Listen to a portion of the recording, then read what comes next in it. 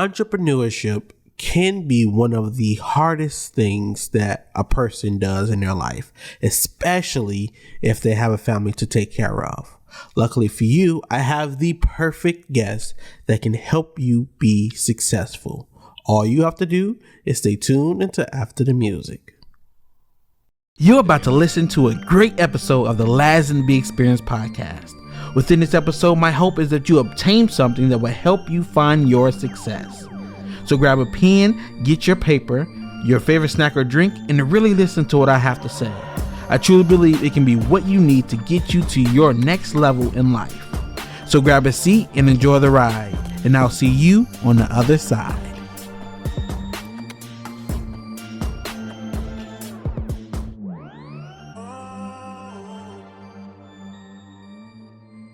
Welcome back to another episode of the Laz and B Experience podcast. Thank you all for tuning in. I have another very special guest that I want to bring in today and talk about the ups and downs of entrepreneurship as well as raising a family. And this person I've been knowing basically all my life.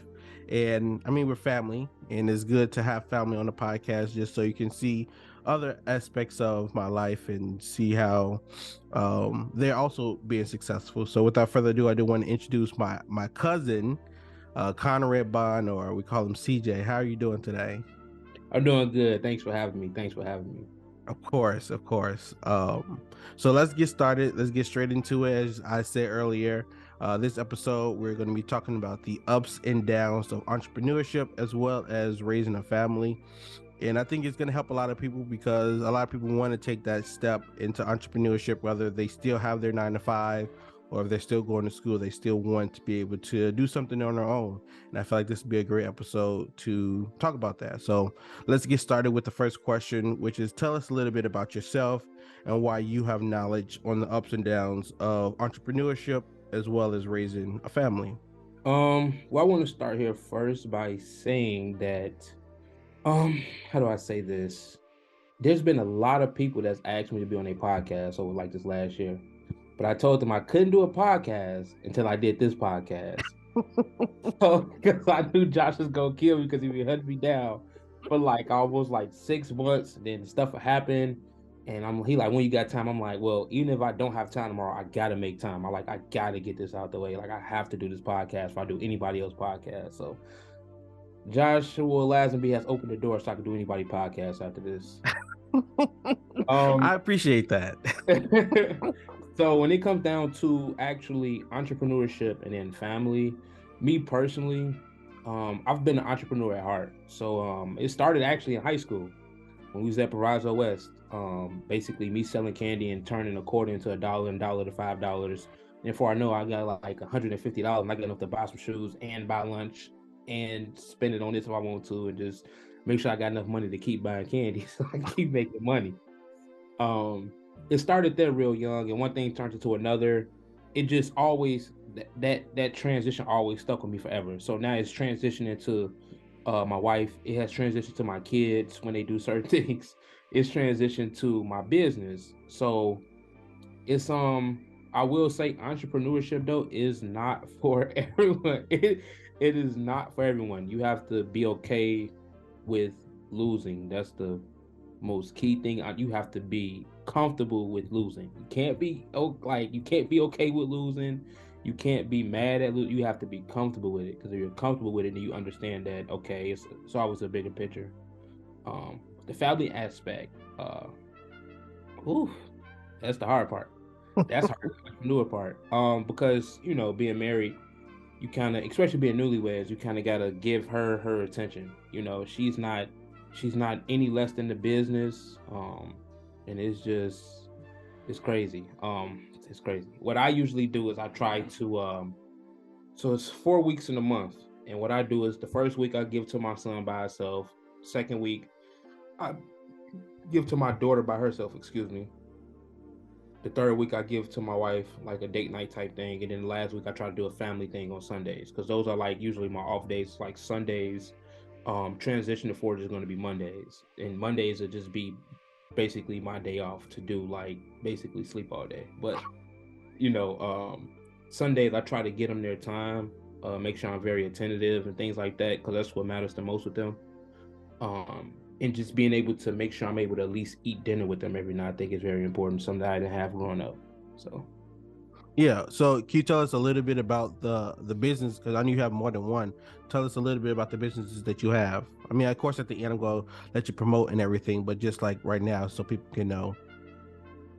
okay, well, I got my hand in the pot at a nightclub up north called the Wild Hare. Um, I mean, I'm for sure a lot of people on here probably is going to heard of the Wild Hare. Their parents probably went to the Wild Hare.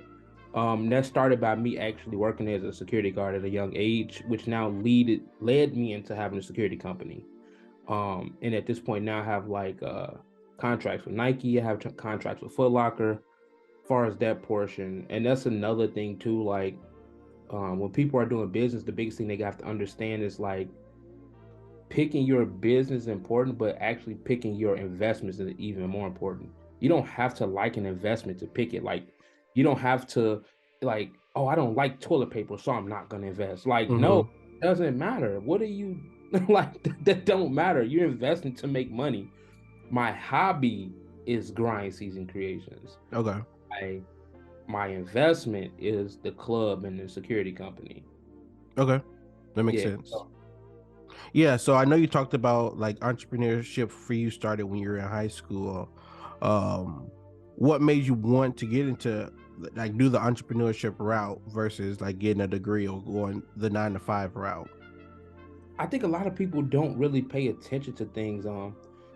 I feel that I was tricked to go to school. Like I was tricked to go to college. Like everybody told me like I was scared not to go to college. I think like everybody at that time was like, if you don't go to college, you're not gonna be successful. And it's just like, for real?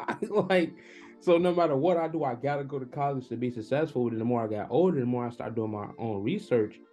I started watching like the CEOs of these companies and things like that. And I'm like, wait a minute, this dude ain't got a degree. Now he dropped out when he was 16 to pursue his dreams. And I'm like, I wanted to do that. But everybody tricked me into saying that I had to go to school. Mm-hmm. So not anything against school, because my wife is a full-time educator, master's degree, going back for a PhD degree now in education. So I'm not against it. I'm more along the terms of if you feel like it's not for you, don't do it. Mm-hmm. Um, I mean, just hearing that, it's crazy how much of an influence people have on like your life, especially at a young age. So I feel like having this type of episode and the other episodes that I have with other guests, it can have people looking out and seeing other things they can do or other things they can be a part of to be successful. And it's not just that one route of going to school that you're going to be successful in, because everybody yeah, who go to school are not successful. Like some people who go to school, they're working a job that they didn't need a degree for. They just yeah, have to get a job because they have to get a job. So it's yeah. definitely something when it comes to the influence of others. Yeah, and to piggyback off that too, it was more lines of the culture too that we were in at that particular time, as in the aspect of people were going to school just to go. You know, Mm-hmm. Mm-hmm. I know people that was going to school just to get away from their situations. I know people that was going to school just to get away from their parents. I know people going away just for like reasons that had nothing to do with education. Like I barely know people that was going to school for actual education. So Mm-hmm. right now where I'm at in my life, it's funny because I sit back and I look at some people I went to school with, and I'm like, well, what are you doing? They're like, well, I'm doing this and I'm doing that. And I'm like, well, you got a degree. Shouldn't you be making some serious money by now? Like you're 30, like we're 30, like we Mm-hmm. got lives and stuff. And they like, nah. It ain't what I thought it was gonna be, you know? Mm-hmm. End up on the back end, you end up with all these student loans on top of that. It just get crazy. Yeah, I can't get yeah. So you started your entrepreneurship journey pretty early in high school. Do you believe that you were born to be an entrepreneur, or people are born to be entrepreneurs, or do you think they can like kind of grow into it or like evolve into an entrepreneur? And why do you feel that way? I think people have to be. It's tough. I think most people are born with it. I'm not saying people can't develop it, but I think people have to be born with it, because being an entrepreneur is it's a it's a it's a real willing to do something without seeing something. And most people nowadays, they not doing nothing if they don't see anything. Mm-hmm. So you got to be willing to, like, let's just say, spend $10,000 and then not get anything, and then be like, okay, I'm gonna spend another $10,000 and not see nothing. Then I will spend another $10,000 and not see nothing. Mm-hmm. And that's honestly what entrepreneurship come at, is just the thought and the mindset of, I'm going to get there. I'm going to get there. It's just always a thought, like, I'm gonna get there. I'm gonna get there no matter what. And I think most people aren't programmed like that. And I think most people aren't willing to do the certain things that entrepreneurships are willing to do. And that's why I believe, like, you have to be born with that vision that this is what I want, no matter what happens. Like, I mean, I'm gonna die trying, or something's gonna happen. Something's gonna happen before I just walk away from this. Mm-hmm. I mean, I honestly feel that everyone might not be born with it because of maybe the situation they're in, and maybe they have everything they need, so they really didn't have to fight for anything. So they don't know about entrepreneurship, or, like, I don't know, they don't have they don't think they have the drive, but once they get into a situation, they turn that drive on. Or I don't know if they went to, like, the high school that we went to, where, I mean, it's not poor, but it's not the richest people in the world, and all they hear about is going to college, and so they're thinking they have to go to college, but then they see an opportunity that they want to get involved in, and they take that chance to be an entrepreneur, but they didn't know that that's what they wanted to do from birth or when they were younger. So I think it can be both ways, where people can be born into it and people can kind of grow into it or develop it as they get older. Yeah, no, and I agree with that 100%. I think most people don't know what it takes until you get into it. Um, I personally thought that this was gonna be sweet. I thought I'm an entrepreneur now. I got my own business. Nah, it ain't. It ain't like people be like, oh, I own my own everything. I own my own company, and I be like, yeah, me too. Like, yeah, yep, me too. I'm one of those people. Yep, and like, it's hard, bro. Mm-hmm. It's hard, man. It's not. It's not a walk in the park like people think it is. I mean, have you ever thought about, like, quitting any, like, your business, or being like your security business, and, like, just getting a job, and, like what kind of process do you go through, like, when you see those downs coming? Ooh, so my parts in the wild hair and my parts in the security company, I'll sell it all today. I wouldn't care, because they're investments, and I will go reinvest in some other things. As far as the embroidery and screen printing company, Ground Season, that is something that I've been passionate about since I was like 18. So because of that reason, I really won't sell it. I'll just keep growing that, and then just whatever happens from it, whatever's happened for it, whether it win or lose, I'm willing to throw that one up and win or lose. Because I think a thing too, what I find out about a lot of entrepreneurs in my circle has changed over years. So I went Mm-hmm. from hanging out with people that really didn't have anything, that was like, hey, I need a ride, to people now where, like, we're at, we're at dinner spending $12,000 on dinner, and there's only 8 of us because we want to drink the night away, or we feel like going to Vegas for the weekend, and we're just an 80K weekend. So having those transition and seeing things a little differently, the investment part, I'll switch and I'll change all day. But like, I don't find Grind Season, which is a hobby of mine, which is also the business of mine, as a real investment. I see it as like a brand I'm building over the next 30 years, and I'm willing Mm-hmm. to 25 years into it to, put little pieces here and little pieces here. You basically building a masterpiece at this point. So how did it get started? Well, let's start with Grind Season. How did that get started? And then we can go into how did you get started with security? All right, so Grind Season got started, um honestly, probably like, I want to say like senior year of high school. I had created a logo, then I was like into hats real good. So I had some hats created at lids, and the guy saw it, he wanted to buy it. And I was like, it wasn't for sale. And at that point in my mind, I'm like, well, why it ain't for sale? Why it ain't why it's not for sale? Like, and he just gave me a ridiculous price. I think I bought the hat for maybe like $60, did my own design on it at lids, and they did their thing, and it came out like $60. And I sold it to him for like almost $200. And I'm like, okay, all right, I cool, I can do that again. I just went and bought the same hat. Mm-hmm. Got money in my pocket. So that's when it started. Then it actually jump started when I was working at FedEx. A guy couldn't believe it. In Naperville, White Eagle. He was the only African American in this community. White Eagle is like I think the third richest community in the state of Illinois. And I was delivering to this community, and he was like the only African American community. And I'm like curious, like what does he do? And when Mm-hmm. I looked his name up, he actually was the defensive end for the Tampa Bay Buccaneers at the time. Okay. So I was like, man, let me make you a hat. He was like, cool, bring it by. So I So made him a you hat. so you was delivering to him and you decided let me go and talk to this man? Hey, I'm gonna shoot my shot wherever. Hey, I mean, I talk about networking a lot, and one episode where I was talking about networking, I was saying you can network anywhere you go. You just have to make sure it doesn't seem an awkward situation. Like the more awkward, the less is gonna become a thing. But like if you can make a situation into a networking situation, like it's the best of both worlds, really. So Yeah, yeah. yep. So what ended up happening was he was like, cool, bring it by. And then he brought the hat by. And at the time, I'm not a social media person.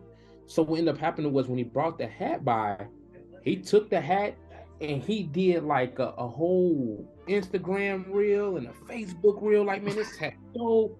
And I didn't have social media because I'm not a social media person. So I didn't have any social media. So I'm like, man, like, this is pretty dope. So over the course of time, I'm like getting people texting me like, man, you see, you was on Facebook trending, and I was like, what? This dude didn't tell me that. And then one thing led to another. He started buying me shoes and different things like that. I got a chance to experience his house. First time I've been in a house that big. You know what I'm saying? His name was Adrian Claiborne. Okay. Yep, Adrian Claiborne, and he showed me a lot of stuff, opened my eyes up to a lot of things, and that was like, okay, let me get serious. And then I think that was like 2013, 2014. I think by like 2015, 2016, I started putting pieces together. Where okay, this is the in-home business in the basement, you know, not knowing what I'm doing, but just want to get customers here, customers there, and then I start, dabbing a little more, a little more, a little more. Then when I actually start venturing out in 2019, no, 2019, 2018, and actually got the storefront, different things like that. That's when I started to do different things like as in okay, I can get contracts. Mm-hmm. This is how you get them. Okay, wild. Okay, this is great. So So, like to get the contracts, have you been to like different maybe workshops or programs that kind of taught you what to do, or like how did you like what about the contracts? Like how did you know about those? um to be honest, how I'm gonna tell you how I found out about contracts. And a lot of people should try this. This is real good. And it's something I don't know. Maybe God just put this in my brain to do it, and I did it. When you want to know something, just go there. Like whatever you think it is, you just go there and you just start asking questions. I didn't look it up online. So let's say I was just like, hey, I wanted to do t-shirts for a company or a school. I just went to the school and was like, hey, who do you guys shirts? I Mm, don't know. Well, who's in charge of that? This person. Okay, can I set up a meet with them or are they available now? Oh, mm-hmm. that's right there. Oh, hey, I'm trying to see if I could be a vendor. Do you have XYZ? Oh, no, I'm writing that down. No, I don't. But okay. Do you have XYZ? Oh, no, I don't. Excuse me, is this how I get contracts at all the schools? Yeah, you have to have these qualifications. I'll be back. Okay, cool. I'll be back. And then 3 months later, come back. Hey, how you doing? You remember me? I know you don't remember me. It's fine. Look, I'm still trying to get these contracts. So what do I have to do to obtain them?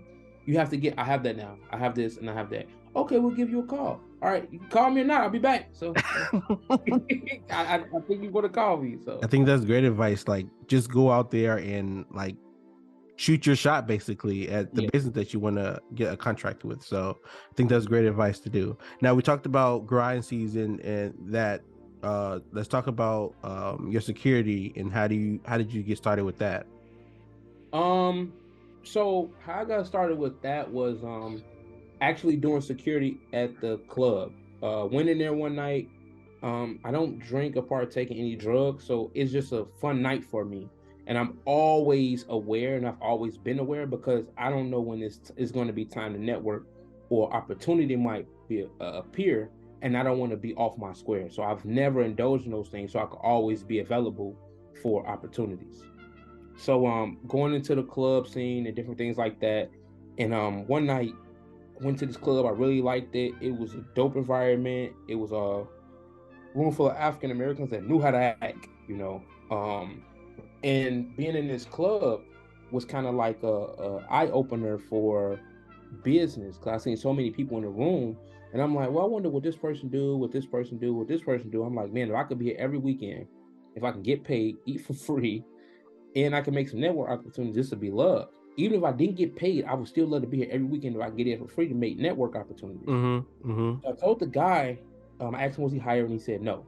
I said, how about this? I said, I'll work for free for you for a month, for a whole month. You don't have to pay this guy. And I noticed you're pocketing his money anyways. So now you don't even have to worry about that, like pocketing. You can just take my money. You can have it for a whole month and let me show you I can do the job. I mean, at that point, he had no choice but to tell me, yeah. Like, like he told me, yeah. Of course, I was on the bottom of the totem pole to like 7 security guards. So of course, I might not get food. I might do. I might get paid at night. I might get scammed. I don't know. Because I'm at the bottom. But I just want the opportunity. So what ended up happening was, one of the security guards retired. Another moved up. Another got caught drinking. It was a whole bunch of things. I just kept moving up the ladder pretty fast. So when I got to the top of the ladder, I'm like, cool. I love it up here. Like, I get to tell people to do different things like that. And then soon enough, what happened? Soon enough, I think COVID hit. Boom. I was like, oh no, this ain't fair.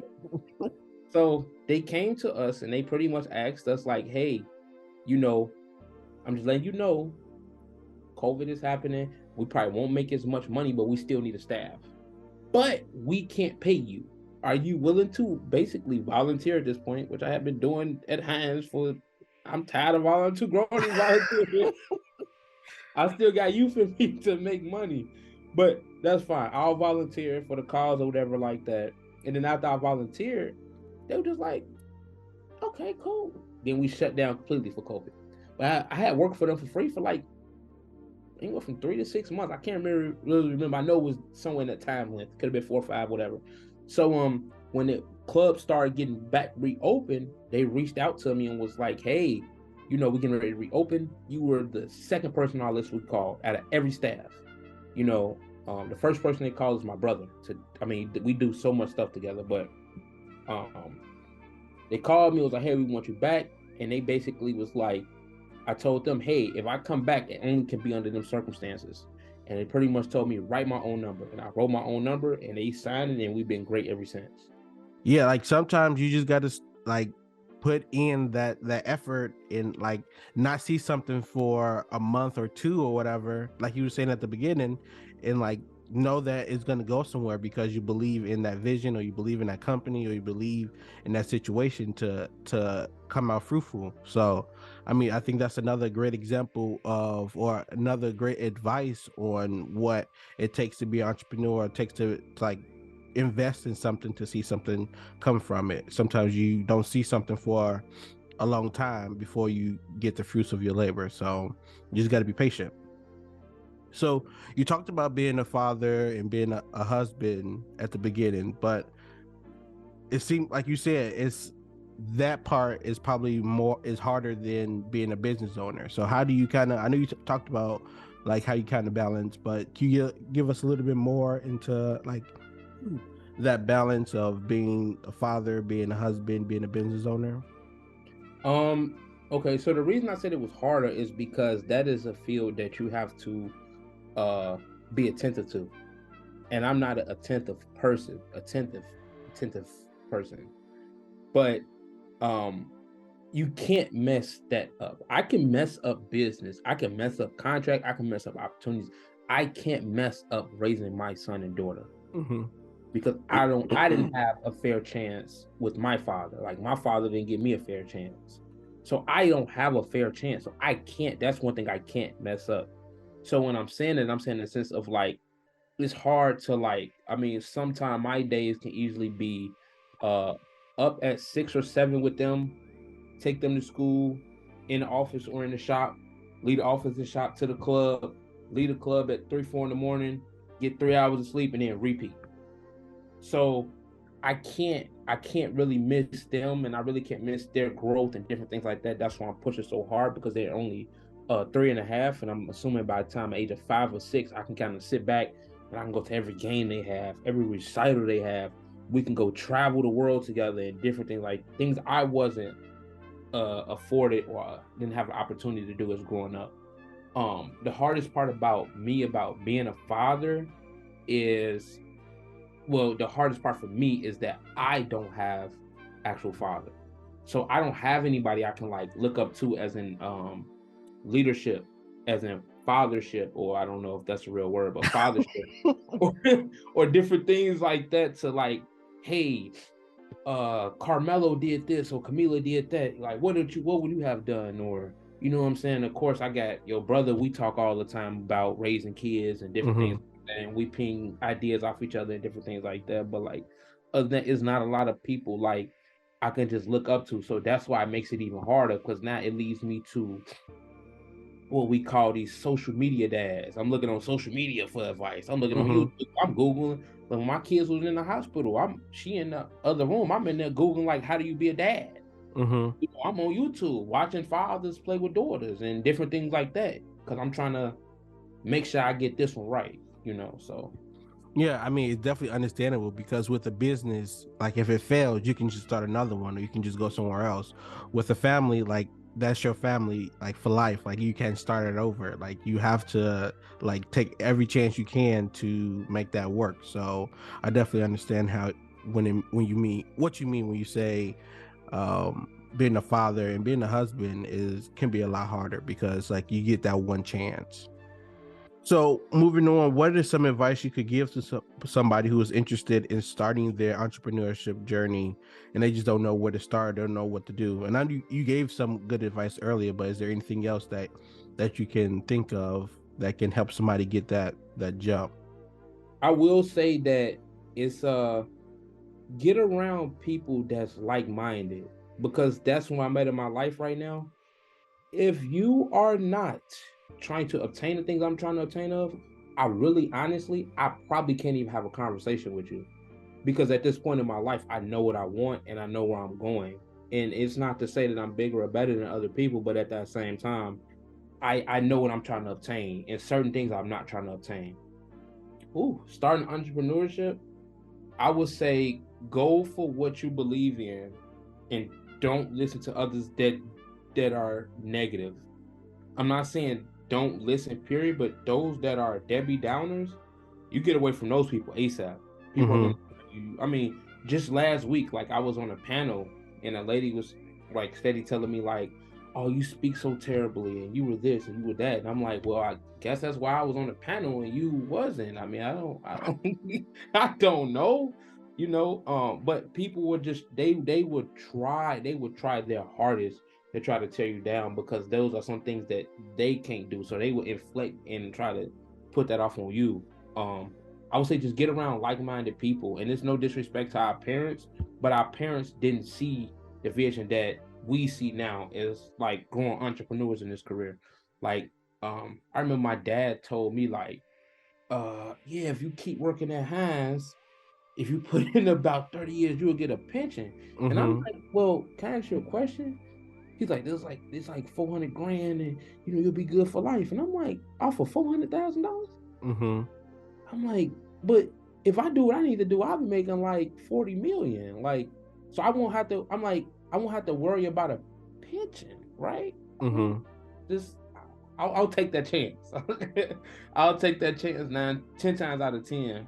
But I will say that the new age entrepreneurs, they are set up pretty good, because it's so many resources out here that they can tap into, and it's so easy to tap into them now. You know, just personally, if I want to get in contact with somebody, they what they say, anybody you want to meet is only 2 people away. You know, you know somebody that knows somebody that knows that individual. It's even easier now. You're only technically probably 1 person away because you have social media that's connected everyone. I mean, I don't know anybody that don't have social media at this point. I can't think anybody off the top of my head that don't have a Facebook or Instagram or anything like that. Or now it's what, TikTok, I think it is. You're not that old, you know, with TikTok.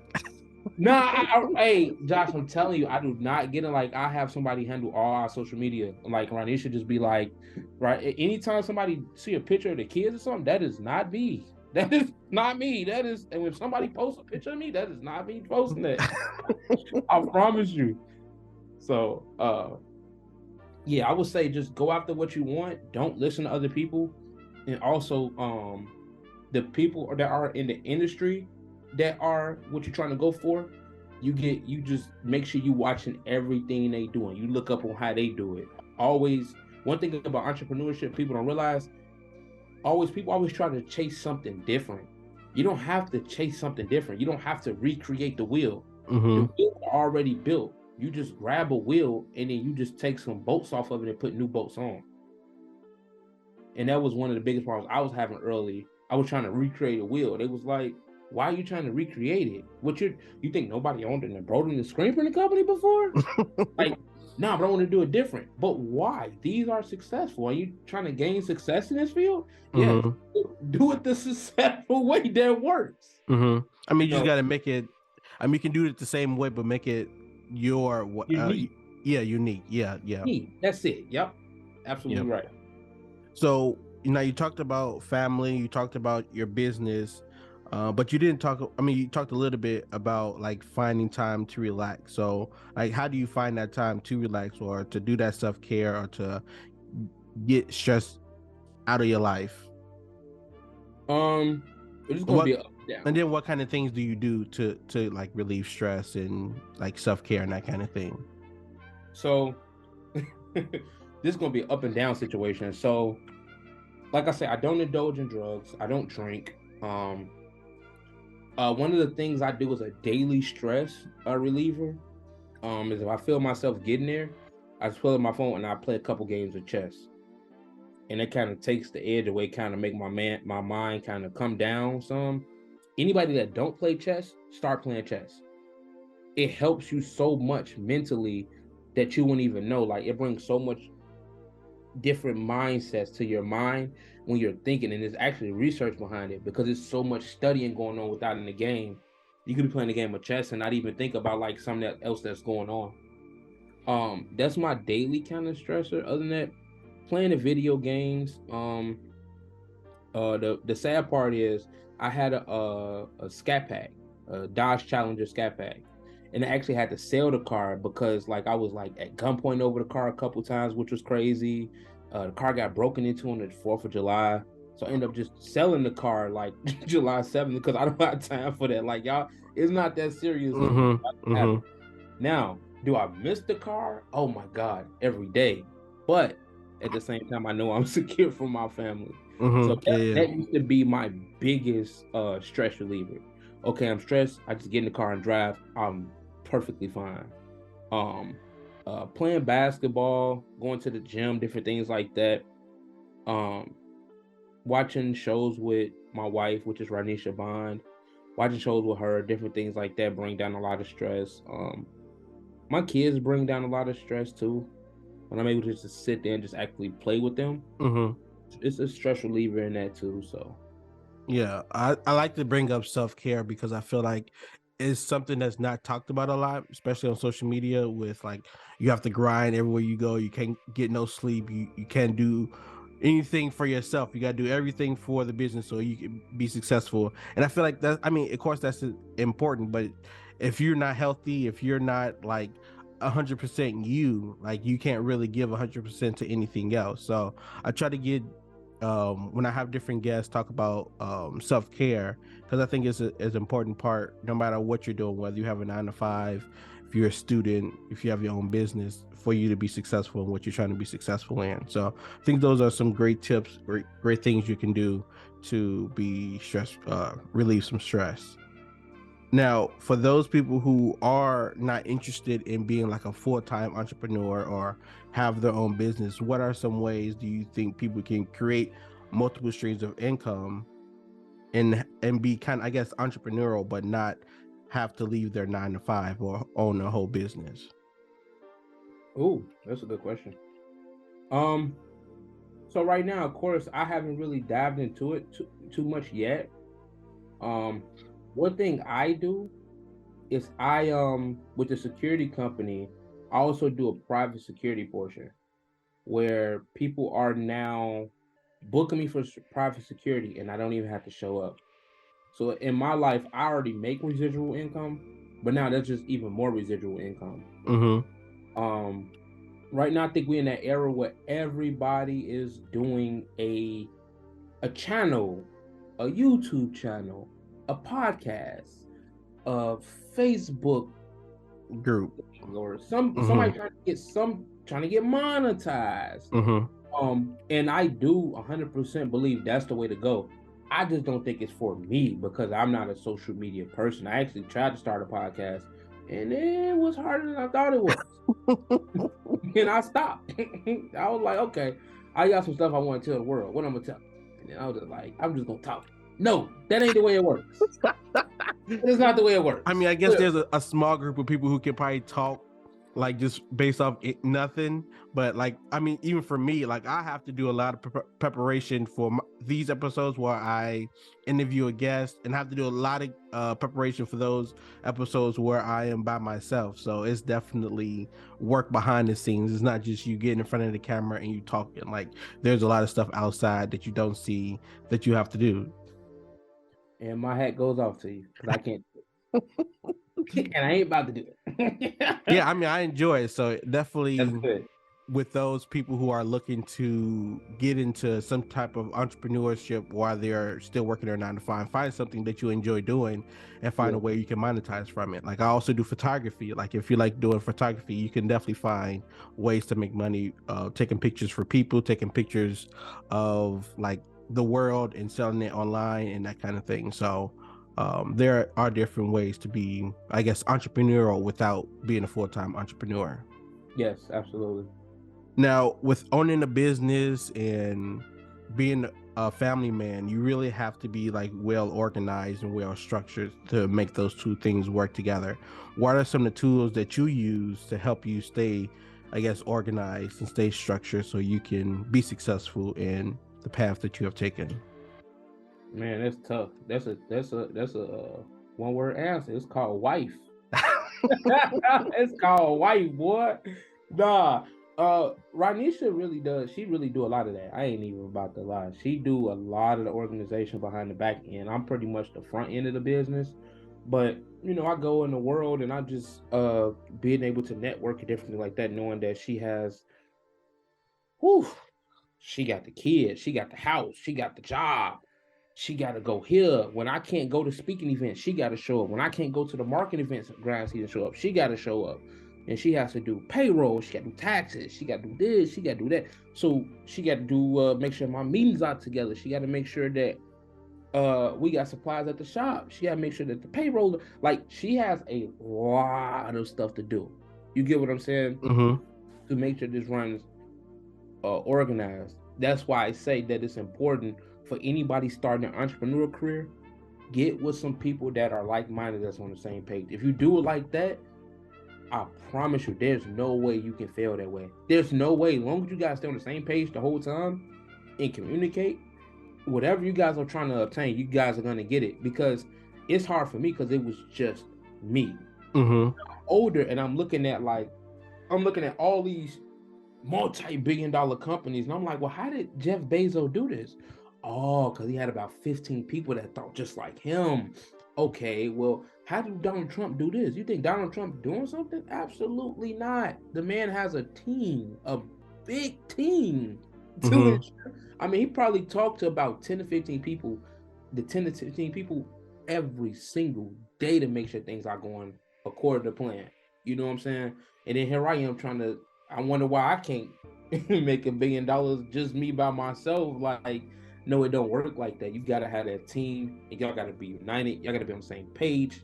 same plan, and so forth. So So, I was and I was I was gonna say, like in this episode, you talked about having those people around you a few times. Like, how do you find those people? How do you find those like-minded people? Like, where do you go?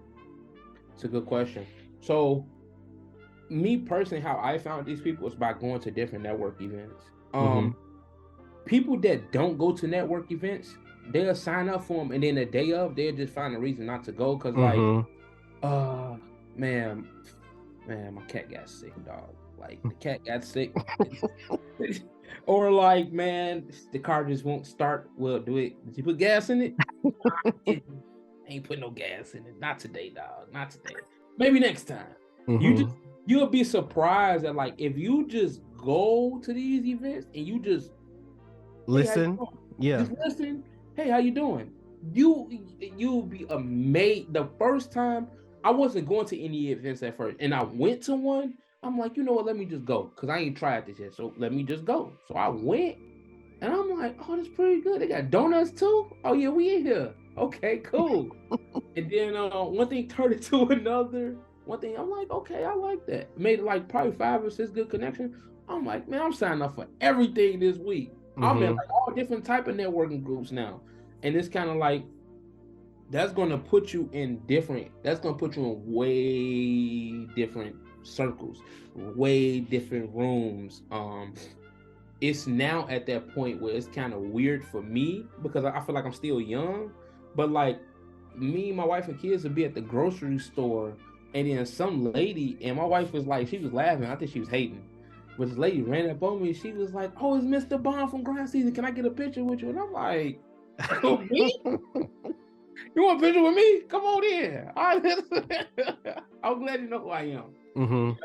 So, and it just come from like doing different things in the community, showing up. You only need like one networking group to start, and Mm-hmm. that's gonna branch you to something else, to something else, to something else, to something else, and that's how it snowballs. Honestly, Yeah, I agree. Definitely with the networking events. Like when I first moved to Indy, they were having these like every month they would have a networking event. Like they were broadcast on the radio because I used to listen to the radio when I drive. Um, and they were meet somewhere in Indy once a month, and I will go to those events. And like you said, sometimes I'd be like, man, I don't want to go. I just got off of work. I'm doing all of this and all of that, and I just got out of class or whatever. But I finally made the time to actually go to the events, and like every time I go, I meet at least 2 or 3 people that I can network with, who I can like meet outside of this event, who I can grow something with, who I can add to my team or be in my circle, to help me be successful in whatever I want to be successful in. And like maybe last weekend when I was doing Uber, there was a lady who owns like an accounting firm or something like that, and like she said, like she used social media, and that's not really how she grew her business. She grew her business through these networking events that she go to and sometimes host with people who are like-minded like she is. So like these networking events can definitely lead to a lot of things. You just got to go in there and like be honest, go in there, be curious, be open-minded, and like you can definitely grow whatever you're trying to grow. And like I said, I have a episode just about networking we can go to. I think I had it last season, not this season, but you can still go find it. And I talk about all of this stuff that we're talking about right now. So it's definitely a path to take if you're trying to grow your business or grow something or build that circle around you. absolutely. Now, I guess one other thing I want to talk about when it comes to like structure and being organized for me, even though I'm not a full-time entrepreneur, I do have different stuff that I'm working on. But like being a student and working full-time, those are things that can definitely fill up your schedule. So one thing or 2 things that I do is I make sure I put everything that I'm going to do on my calendar, so I don't have to think about it. It's just it comes up when it's time to do that event or go to that class or go do that assignment or whatever. It pops up, so I don't have to do a lot of thinking, and that kind of frees up my mind to do other things. And then another thing that I do is I have a to-do list for basically everything I do, like with school, with my podcast, with my my job, I have a to-do list. And again, that kind of helps free up my mind to not have to like really think about those things or remember those things. I can just go to that list and be like, okay, now I'm going to work on this, this, and this today and finish it and then check it off my to-do list. So those are two things that I know that help me stay organized and be structured throughout my life with the things that I'm working on. Now, moving on, when it comes to resources and other people that the listeners might want to like get more information from, who are those people or what are those resources that you can kind of recommend for entrepreneurs or even other people who are have busy lives? Repeat that question one more time. I didn't understand it real quick. Do you have any resources or you know of any resources or people that our listeners or the listeners of this podcast can go to? Like maybe people you listen on social media, on YouTube, or I mean, even people in your like in person, like in your life that you like go to like for resources to help you or help build your circle. Oh, one person I listen to a lot is Eric Thomas. Okay. To him a lot. I've been listening to him for years. I've actually been listening to him since high school. Real good. I actually started. The funny part about it is I really stopped. A lot of the people that I network with now, we're so like minded. They're not on social media like that either. They're more like in the background of things, and we actually just get together and start a book club together. Which builds our network group even stronger. So like right now we're in the process of reading this book. It's called Never Eat Alone. And if you guys ever get a chance, you should check it out. It's pretty good. We're reading that, and then there's another book we're reading right now called You Owe You by Eric Thomas. It's more of a motivational book, but Never Eat Alone will help you with that network aspect, as in like going to talk to people and understanding why it's important. Because I mean, like we all say all the time, your network is your net worth. You know, you only worth what is around you, the people that you can come in contact with. I listen to Eric Thomas a lot. I listen to funny part is I listen to a lot of podcasts when it deals with who is it? What's the guy's name? Shannon Sharp. He has a new podcast I really listen to a lot. It's pretty dope. Who else has a nice something nice, really nice going on? I feel like I listen to a lot of people sometimes. I just can't think about it right now. Yeah, I understand. Yeah. I know one person that I listen to a lot. His name is Anthony O'Neill. He used to work with Dave Ramsey, who's like a financial like big Dave person. Ramsey. Dave Ramsey is another Yeah, good he's one of those person. people. Yeah, Yeah. yeah. So I actually learned about Dave Ramsey. I think through my mom or my uncle. He gave all his on my mom's side gave us all his one of his books. I forgot the name of it, but I went through that book and I read that book. I either read it or listened to it, but that was a good book. I wish I remembered the name of it. I have to go back and look. But it's a Dave Ramsey book. If you just look up Dave Ramsey, I'm pretty sure it'll pop up. And then Anthony O'Neill, who used to like work with him, has his own podcast that I listen to. He talks a lot about financial freedom and how to like live a debt-free life and those kind of things. And then he also have guests to talk about their life and like he's big on like I don't think he's a tech person. He's big on helping people get into the tech business because that's where you can also make a lot of money. So if you're looking to get into any of that, you can definitely go to Anthony O'Neill. Just search that up on YouTube and you'll be able to find his page. Yeah, another person I want to say real quick before we go into the next question is if you ever heard of him, look him up. It's a guy named 19 Keys. I follow him on Instagram. I sat down with the brother, had a one-on-one meeting with him. We talked about a lot of stuff. I have had a sit down and one-on-one meeting with Earn Your Leisure. Yep. When they had that meeting on Martin Luther King Drive, this is probably like a month ago. Okay. I had the opportunity to sit down and actually talk to them and pick their brains about some stuff too, behind the scenes. So they are two people I listen to their podcast too, and they like some of the stuff they told me, they're on to something. Like And it's crazy because a lot of people, your social media is really depends on the people that you follow and the people that you're in that follows you, because like I don't see a lot of like the negativity or the a lot of, I mean, I guess I see some twerking or whatever, but I don't see my main feed is not popping up with that. I see a lot of stuff like from Earn Your Leisure and from 19 Keys, because those are the type of people that I follow. So a lot of times, like, who you follow on social media can definitely have an impact on your success or impact on what you see throughout your life. So I think adding those three people, including Anthony O'Neill, to your list of people that you follow on social media, if you are on social media, would definitely help you in the long run. Yeah. Yep. So getting to these last few questions before I let you go and continue your busy life. I know you talked about not having a lot of support from the people around you.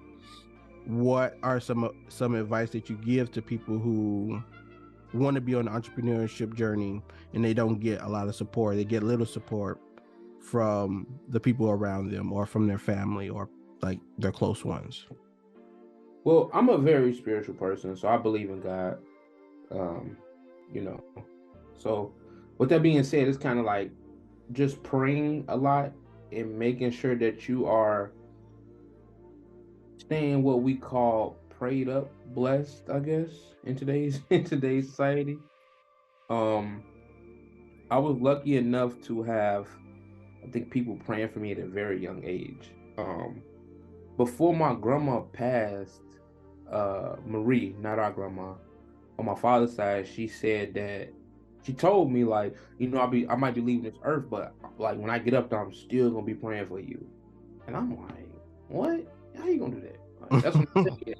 Like, how you gonna do that? But it made a lot of sense because now it's certain stuff that happens. It make me think about her, like, you know what I'm saying? Did she pray for me? You know what I'm saying? So I would say make sure that that's first, and make sure that what you are going for is important to you. Because if it's not important to you, you can easily, if it's not important to you, you just quit at any time. You'll give up. It's not important to you. So I don't care. It's not important. You can make a lot of excuses for things that are not important to you. You can make a lot of excuses for things that's not important to you. You know what I'm saying? So, stand around people that are honestly worshipers too. Your mom is a big one. Yeah. I was blessed enough for her, and she didn't have to growing up. She used to always take me to church. And she ain't have to do that. She got 5 kids. She ain't gotta do that. Hey, cause she was a real one for that. Cause I definitely not let me have 5 kids. I'm not taking no 6 kids with me nowhere. I don't want to take 2. I got to the store. You taking 5? You add another one? Yeah. So, springing from my grandma to your mom to, actually wanting it on my own from the spiritual aspect has helped me so much with my entrepreneurial career. A lot of things a lot of people don't know about me is that because I suffer a lot of problems like my father and stuff like that, I had to get help real early, far as like therapy and different things like that, because there were certain ways I was acting. I couldn't figure out why, and like why I was acting out like this, or why I was doing certain things. So when I started to get those therapy, that helps tremendously. I'm a lot more calm. I can have a better conversation with people. It's funny because like things that would kind of tick me off before, they don't tick me off now. I literally look at them and laugh and just keep walking because I know like I have so much more to obtain. So yeah, I agree. And then a little quick shout out to my mom, because on recording this the day after her birthday. So a quick of course I called her yesterday to say happy birthday, but again, happy birthday, just so it can be known forever that I said happy birthday to my mom. She's definitely special, and she's definitely someone who you will want to have in your circle when it comes to whatever you're trying to work on. So shout out to her. Happy birthday, auntie. Last few questions. Now, when it comes to like passion and purpose, do they play a part in like your entrepreneurship or owning a business? And then are those things necessary to be successful? Oh yeah, absolutely. So your reason why have to be your reason why, and it has to stay your reason why. It can't change. Like it should never change on your reason why. So my reason why was because I wasn't afforded the opportunities to do whatever I wanted to do as a child. So like when there were certain things I wanted to do, I had to do something else because that's what life said. It wasn't, I didn't have a free life. I have a free upbringing. And I mean, real honestly, none of us really did. You know what I'm saying? We couldn't just get up and do what we want to do. Our parents had to work and different things like that. Mm-hmm. And it's a lot different now because now I'm able to, if I really like, Ranisha works real talk. She works now because she wants to. You know what I'm saying? If she wanted to quit her job, I could take care of her. I could take care of my kids, and we could be 100% great over great. And at this point, it's kind of like the reason why is so that my kids will wake up and they have unlimited options. Mm-hmm. That's my big. I want my kids to have unlimited options. I don't want my kids to have to. Uh, they might not know what Gucci is because they daddy don't buy that stuff. They might not know what Prada is because daddy don't buy that stuff. But if my daughter happens to see it and she like it, I never want to be able to go in somewhere and say, well, daddy can't get you that because daddy has to pay a bill. Mm-hmm. You my daughter, she don't care about bills, and she shouldn't have to care about bills. Mm-hmm. She's 4 years old. Jesus, why is she talking about bills? But when we was raised at 12 to 14, if you had no job, you wasn't getting it. Mm-hmm. That's cool. I get it. Like our parents did the best they could with us, and I respect it, I honor it, all of that. But now Mm-hmm. y'all raised us to be better, and we are Yeah, better. yeah, definitely. Yeah. So since you raised me to be better, guess what my child's gonna have? Everything. Mm-hmm. You know, it's sad because now I feel like I be sounding like my mom and dad sometimes. Because the other day I like walked in the house and they got like toys everywhere. And then we talking about buying them some more toys. They still didn't unwrap toys they got from last Christmas. What are we doing here? That is hilarious because my brother and his wife does the same thing. Like they be having gifts like every Christmas, all their birthdays and everything, and they still have gifts that they don't even know of that they didn't unwrap because they have so many things. Man, look, when I tell you, this is crazy. But what I also want to do is be able to afford my kids, uh, like I just say, more awareness, more opportunities. I have never been out the country. I think I've been everywhere in the United States, but I haven't been out the country. I want my kids to be able to experience going to Africa, Mm-hmm. going to Spain, speaking a different language, and what do you want to be in a traveling baseball league? I don't care if it's $10,000. If that's what you want, that's what we're gonna do. Mm-hmm. You know, it's just being having all those things tangible and different things like that. That's my reason why, is to also make sure that the when I do leave this earth, that they have um the rest of their life of be great no matter what they do. They could do anything. It doesn't matter because of what dad did. Your life is going to be outstanding no matter what you do. Mm-hmm. You can literally fail 1,000 times, but the impact that I made is still within you. These last few questions, I asked all my guests these questions. So the first one is is there anything that we may have missed or anything that you would like to discuss before that we haven't talked about within this episode before we end this episode when it comes to entrepreneurships and like raising a family? I will say, if you are going to be a full-blown entrepreneur and you are having a family, the main thing is to make sure that your spouse is 1,000% aware of what y'all about to go through. That's good. 1,000. You have to really look them in the eye and say, there might be nights we have date night and I might have to cancel. Are you okay with that? Mm-hmm. It might be times we supposed to go out of town, but I gotta cancel. Are you okay with that? You have to make sure that is clearly sounded and clearly understood, because if it's not, you're going to be faced with a lot of problems. And that's where it was big for us at, because my wife told me yes. She understood. And so things started to get hard. And she was like, oh God, what is this? What is this? What is this? What is this? What is this? I have You know, one of my favorite comedians. His name is Kevin on Stage, or he go by Kevin on Stage, and he went through the same thing when he first started, like trying to be a comedian like full time with his wife. Like they lived in Washington and they were moving to California, and like he had the same type of conversation with his wife about, are you okay with us going to California? Are you okay with us like not living the best life right now so I can grow this vision or grow this business or grow this career that I want? And then like if she wasn't okay with it, they wouldn't be okay like to this day. And they have a lot of success. They have a book out called Marriage Be Hard, which I think is a good book for a lot of people who are married or think about getting married, and to get advice on that. And then the same thing with his family. Like everything he does, he does for his family, because he didn't have the same thing when he was growing up. Like he had to like not go without with a lot of things, and now he has abundance of things that he can give to his kids, so they don't have to do the same thing that he had to do when he was growing up. So I agree with you with that. And then second to last question, what is one or two things that you think listeners should remember from this conversation if they don't remember anything else throughout this episode? I would say the first thing is make sure that if you want, make sure that if you're going to be an entrepreneur, make sure that you're all in. You can't. There's no such thing. I hate when people say this, but it's not. There's no such thing as a plan B when you come to entrepreneurship. There's only a plan A.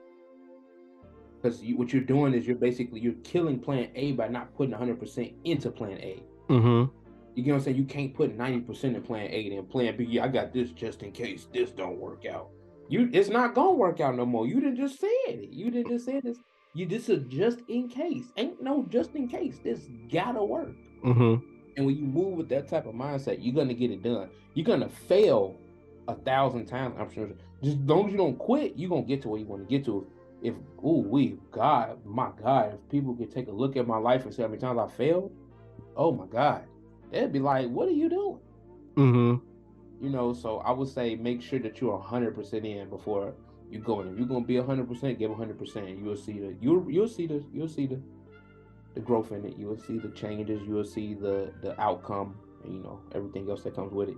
And I know this episode is about entrepreneurship, but I feel like that's important for no matter what path you go down. Like if you're trying to be a doctor, if you're trying to be an engineer, if you're trying to be whatever you're trying to be, like if you're not giving 100%, or you working on, or you have this plan B, like you're just planning for plan A to fail. So if you're in your mindset saying this is the only plan, there's no other plans, like this is the plan, like then I think in your mindset, this has to work in order for you to be successful. So you're gonna, through all the failures, through all the ups, through all the downs, you're going to continue throughout that path. So I think that's, again, another great advice for no matter where you are in life to take. But I do want to say thank you again for taking the time to be on this episode, to be on this podcast, because I feel like it's a lot of great information that a lot of people can get things from. But of course, before I let you go, if there is anything, or I would like to give you an opportunity to like shout out anything, or to plug anything, or to announce anything that you would like the listeners to know about when it comes to you and your businesses. Yeah, sure. So, right now the biggest thing we're rolling out right now it could change the game of schools and different things like that. We actually, I just sat on a panel with some people to actually get this started, and I had a lot of success with it. And I'm actually getting some more information probably soon as I get off the Zoom call on how we gonna get this ball rolling on this. But at Grand Season Creations, we actually create a curriculum for kids that come out of high school that might not want to go straight to college but want to get a trade. Mm-hmm. Okay. But let's say from now on you want that trade to be in embroidery and screen printing. You can now get that as a trade through Grind Season, and we're probably going to be one of the first people that's created that. And we have to go through a lot of laws and different things like that. Mm-hmm. But being able to create that school where people can actually come and then turn this to an actual career is going to be major. Same thing like I think another one that's around the corner is actually creating content is actually a career now. Mm-hmm. Being a YouTube specialist is a career. It's And crazy. I'm sorry to tell our parents, but they making way more than y'all own Kids. Kid. I know a kid right now that owns a shoe store in downtown Chicago. He's 16 years old, and he rocking the shoe store out. So, I would say that's what Grind Season Creations got coming up, and we gotta find a way to give back through that program too. But those are the biggest things. We're creating that curriculum now for the kids, where they can come, they can learn. It'll be a year process. At the end of the year, they'll get a certificate. That'll be legal. That won't just be a standby certificate. It can stand home with a degree from a college. You know, it can stand on applications. It can stand when you go apply for a job and different things like that. So that's the biggest thing we're working on right now. And then I know you say you're not on social media, but you do have social media that your wife or someone else does for you. Whether those social media, I guess, what do you call them, names, so people can follow you, so they can hear more about what you're doing. Oh, absolutely. So you can find me at Grind Season Creations on Instagram and Grind Season Creations on Facebook. Snapchat, we don't do Snapchat. It's the same. It's the same for all platforms. TikTok, Instagram, Facebook is at Grind Season Creations. Okay. Yeah, definitely. Well, again, thank you for taking the time out to record this episode, to be a part of this podcast, because I feel like you have a lot of great information that can definitely be used for other people and help other people find their success as well. And then to my listeners, thank you guys for taking the time to listen to this episode. I know you got a lot of good information from this episode, so don't just sit on it. Go out there and do something with that information. And with that, as I like to always say, until next time, continue your journey until you reach your success. Thank you for taking the time to listen to this episode of the Lazenby Experience podcast. I really hope you were able to receive valuable information that will help you take actionable steps to get you closer to achieving your goals. If this is true for you, I would really appreciate it if you share this episode with others, comment your thoughts, and subscribe to continue receiving updates on new episodes. I truly am excited about how my experience, the Lazenby Experience, can make a difference in your life. Again, thank you for listening to the Lazenby Experience podcast. And until next time, continue your journey until you reach your success.